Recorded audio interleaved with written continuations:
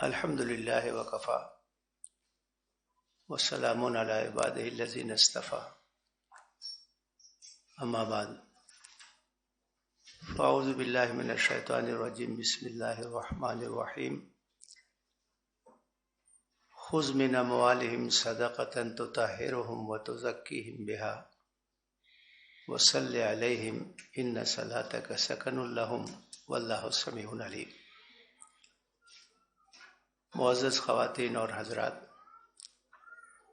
میرے لیے یہ بڑی سعادت کی بات ہے کہ آج یہاں اس انتہائی منتخب گیدرنگ میں آنے اور آپ کے خیالات سننے کا موقع ملا۔ زکاتً چیریٹیبل فاؤنڈیشن کا جب سے قیام ہوا ہے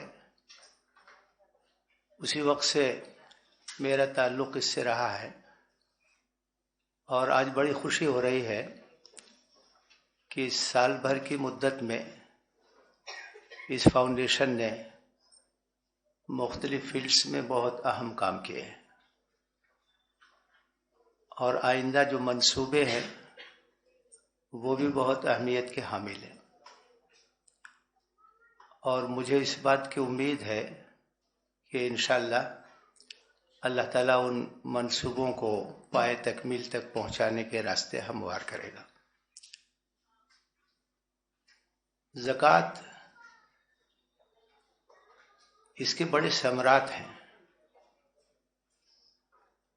اس کا سب سے بڑا فائدہ تو یہ ہوتا ہے، اور صرف زکوٰۃ کی بات نہیں، یہ بات بھی ہمیں ذہن میں رکھنی چاہیے کہ اسلام میں انفاق کی بات ہے۔ زکوٰۃ تو وہ کم سے کم چیز ہے جس کی ادائیگی صاحب حیثیت پہ ضروری ہے، لیکن ایک صاحب ایمان کو صرف زکوٰۃ پہ بس نہیں کرنا ہے، بلکہ جتنا ہو سکے اللہ کے راستے میں خرچ کرنے کی کوشش کرنی ہے۔ ایک آیت کریمہ ہے، یسألونک ماذا ينفقون، لوگ پوچھتے ہیں اے نبی آپ سے کہ کیا خرچ کریں، کتنا خرچ کریں۔ اب آپ اندازہ کیجئے کہ جیسے تصورات ہوتے ہیں، جیسا کنسپٹ ہوتا ہے، اسی طرح کے سوالات ذہن میں پیدا ہوتے ہیں۔ صحابہ کا جو جذبہ تھا کہ کیسے ہم اللہ سے زیادہ قریب ہو سکتے ہیں، تو ان کے سوالات بھی اسی طرح کے ہوتے تھے۔ تو یہ سوال کہ ہم کتنا خرچ کریں ان کی جانب سے اٹھا، تو قرآن نے اس کا ذکر کیا، اور اس کے بعد فرمایا قُلِ الْعَفْوَ، پوچھتے ہیں کہ کتنا خرچ کریں، کہہ دیجئے کہ جو کچھ بھی بچا ہے سب خرچ کرو، جو کچھ بھی خرچ کر سکتے ہو وہ سب خرچ کرو۔ تو اسلام ہم سے انفاق کا مطالبہ کرتا ہے، اللہ کے راستے میں جتنا ہم خرچ کر سکتے ہوں کریں، اور اس میدان میں ایک دوسرے سے آگے بڑھنے کی کوشش کریں۔ اللہ کے رسول صلی اللہ علیہ وسلم کے بارے میں آتا ہے کہ وہ انتہائی سخی تھے اور دل کھول کے خرچ کرتے تھے، اور رمضان میں آپ کی سخاوت اور بڑھ جاتی تھی۔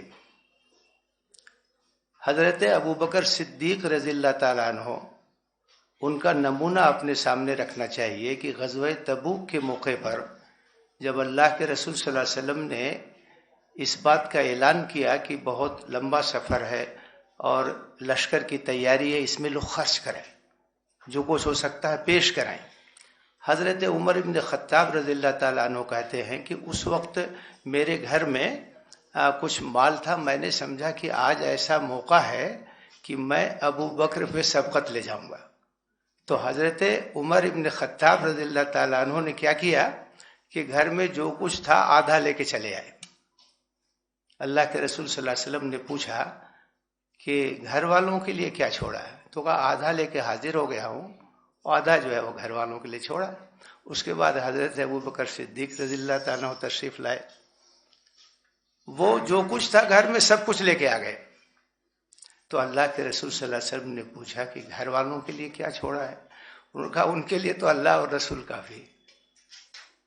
تو حضرت عمر ابن خطاب کہتے ہیں کہ اس دن میں نے یہ سمجھ لیا کہ میں ابو بکر پہ کبھی سبقت نہیں لے جا سکتا.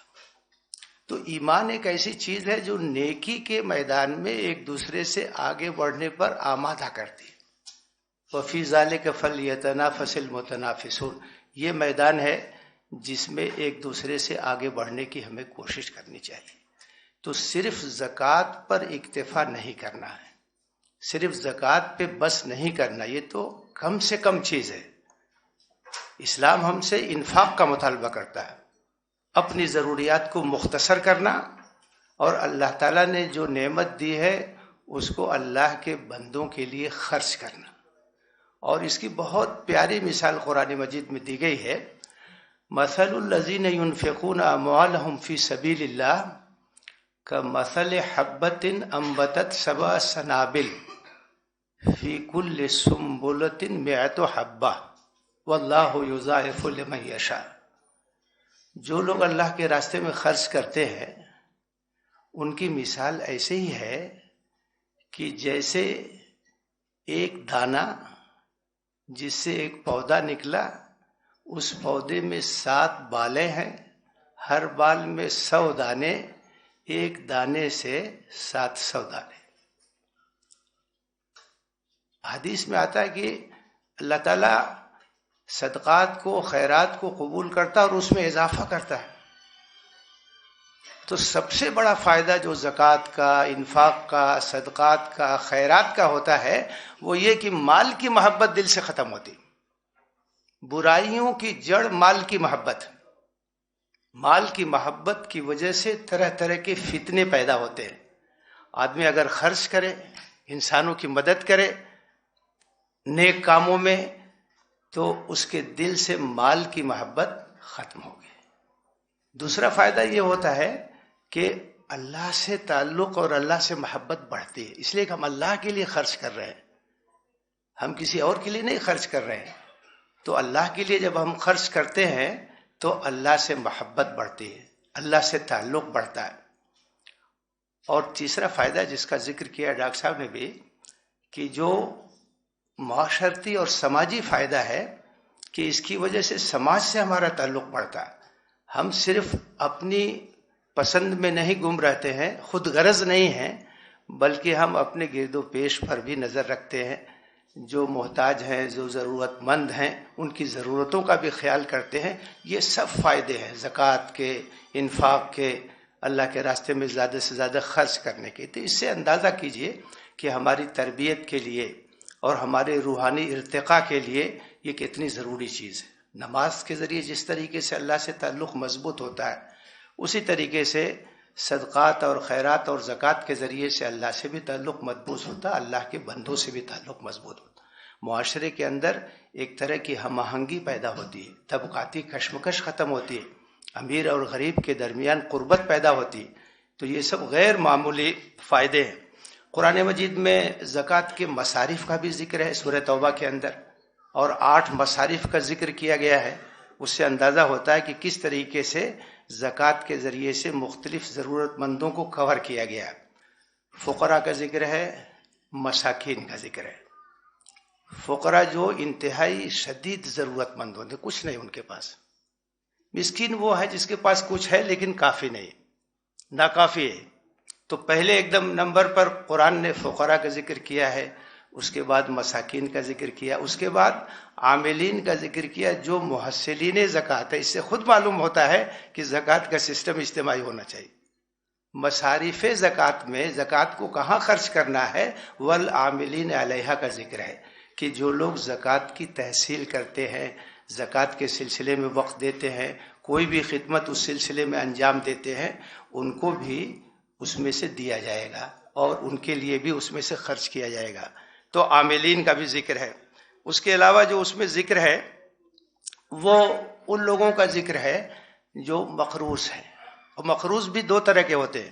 ایک تو یہ ہے کہ اپنی ضرورت کے لیے کسی نے قرض لیا. کبھی کبھی ایسا ہوتا ہے کہ صلح مصالحت میں اجتماعی کاموں میں کوئی ذمہ داری لے لیتا ہے ادائیگی کی، تو وہ بھی غارمین میں آئے گا.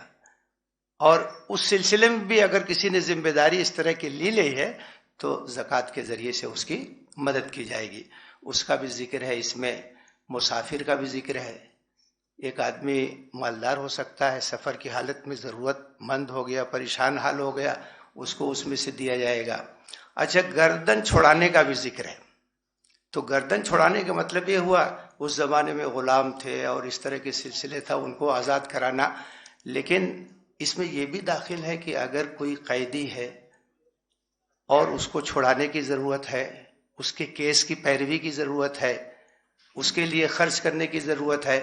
کتنے بے گناہ ہیں جو جیل میں پڑے ہوئے ہیں، ان کے کیس کی پیروی کا مسئلہ ہے، تو وہاں بھی خرچ ہو سکتا ہے. اور اس کے ساتھ ساتھ ایک مصرف ذکر کیا گیا ہے، والمؤلفۃ قلوبہم، تالیف قلب کے لیے. تالیف قلب کا مطلب یہ ہے کہ برادران وطن کے تالیف قلب کے لیے بھی ہم زکوٰۃ کا مصرف استعمال کر سکتے. یہ بھی ان 8 مصارف پر ذکر ہے. اور اس کے ساتھ ساتھ فی سبیل اللہ کا ذکر ہے. یہ ایک عمومی چیز ہے کہ اسلام اور مسلمانوں کے فائدے کے لیے اور ان کو آگے بڑھانے کے لیے، ان کی مدد کرنے کے لیے مختلف طرح کی ضروریات ہو سکتی ہیں. ان ضروریات میں اسے خرچ کرنا چاہیے. تو اللہ تعالیٰ نے خود زکوٰۃ کے مصارف کا ذکر کیا ہے اور قرآن میں اس کی صراحت کی ہے تاکہ ان مصارف کو سامنے رکھ کر کے اسے خرچ کیا جائے. اجتماعی نظم زکوٰۃ کی بات آئی ہے اور یہ بہت ضروری ہے، اس لیے کہ جب زکوٰۃ کا اجتماعی نظم ہوگا تو اس کا بہترین مصرف ہمارے سامنے آئے گا. ایک اجتماعی سسٹم ہوگا، سروے ہوگا، جائزے لیا جائے گا کون ضرورت مند ہیں، کہاں خرچ کیا جائے. اس کے اندر ایک سسٹمیٹک انداز سے وہ چیز، اور انفرادی میں وہ بات نہیں آ سکتی. اسلام کا مزاج ہی اجتماعی ہے. ہر جگہ آپ دیکھیں گے تو اجتماعیت کا خیال کیا گیا ہے. اس کے بعد ایک خاص بات جو ہے وہ یہ ہے کہ عام طور سے جو یہ رواج ہو گیا ہے کہ صرف رمضان میں زکوٰۃ نکالی جاتی ہے، یہ مناسب نہیں. زکوٰۃ تو جب فرض ہو گئی، آپ صاحب نصاب ہیں اور سال پورا ہو گیا تو زکوٰۃ واجب ہوگی، اسے نکال دیجیے. اس میں انتظار نہیں کرنا ہے. تو زکوٰۃ سال بھر نکالنا چاہیے جب اس کے تقاضے ہوں، جب اس کی تکمیل ہو جائے. اور اسی کے ساتھ ساتھ ایک بات یہ بھی ہے کہ پیشگی بھی زکوٰۃ نکالی جا سکتی ہے. پیشگی بھی زکوٰۃ نکالی جاتی ہے، اس میں کوئی حرج کی بات نہیں. آپ حساب رکھیں اور جب فائنل حساب سالانہ کریں تو اس میں اس کو جو ہے آپ وضع کر لیں. تو زکوٰۃ پیشگی بھی نکال. ہو سکتا ہے کہ آج ایک ضرورت مند سامنے آ گیا اور ابھی جو ہے شرائط پوری نہیں ہوئی ہیں، تو ضرورت پوری کرنے کے لیے زکوٰۃ کی نیت سے پیشگی زکوٰۃ نکال سکتے ہیں. اس میں کوئی حرج کی بات نہیں. تو ہمیں اپنے معاشرے کا خیال کرنا ہے، ضرورت مندوں کا خیال کرنا ہے، اور ان کو سامنے رکھ کر کے ہمیں اپنی زکوٰۃ اور صدقات اور خیرات کا انتظام کرنا چاہیے.